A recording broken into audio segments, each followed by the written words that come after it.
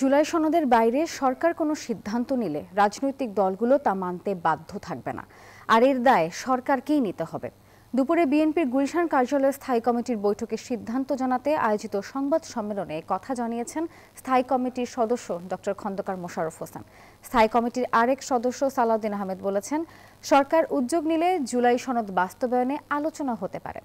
আর এদিকে বিএনপি মহাসচিব মির্জা ফখরুল ইসলাম আলমগীর বলেছেন, আলোচনার নামে ৯ মাস সময় ক্ষেপণ করেছে ঐকমত্য কমিশন।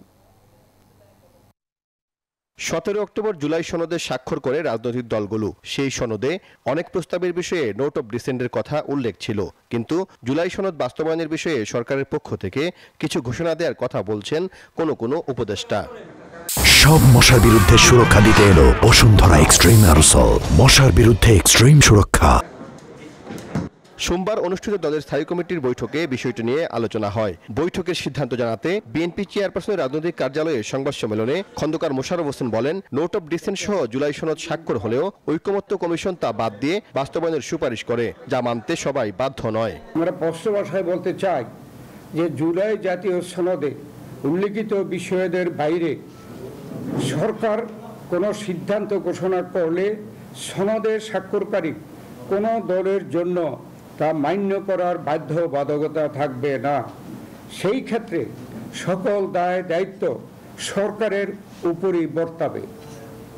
এই ব্যাপারে সতর্ক পদক্ষেপ গ্রহণের জন্য আমরা সরকারের প্রতি আহ্বান জানাচ্ছি। জুলাই সনদ বাস্তবায়ন ও গণভোট ইস্যুতে সরকার উদ্যোগ নিলে আলোচনা হতে পারে বলে জানান বিএনপির স্থায়ী কমিটির সদস্য সালাউদ্দিন আহমেদ। প্রশ্নের জবাবে বিএনপি নেতারা বলেন, দেশে নির্বাচন বানচালের ষড়যন্ত্র চলছে।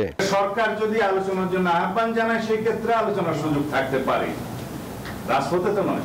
এখানে এই নির্বাচনকে নিয়ে নানা রকম ষড়যন্ত্র চলছে। যারা নির্বাচনে অংশগ্রহণ করতে পারছে না, নানাভাবে তারা দেশে অশান্তি সৃষ্টি করার চেষ্টা করছে। এদিকে ঠাকুরগাঁওয়ে এক অনুষ্ঠানে বিএনপি মহাসচিব মির্জা ফখরুল ইসলাম আলমগীর অভিযোগ করেন, ঐকমত্য কমিশন আলোচনার নামে বিগত ৯ মাস সময় ক্ষেপণ করেছে।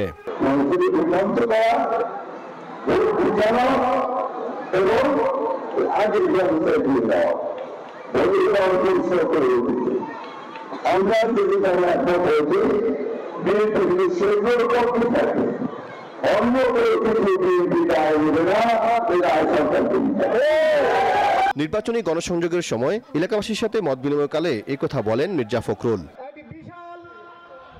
সাইফুল ইসলাম, নিউজ 24, ঢাকা।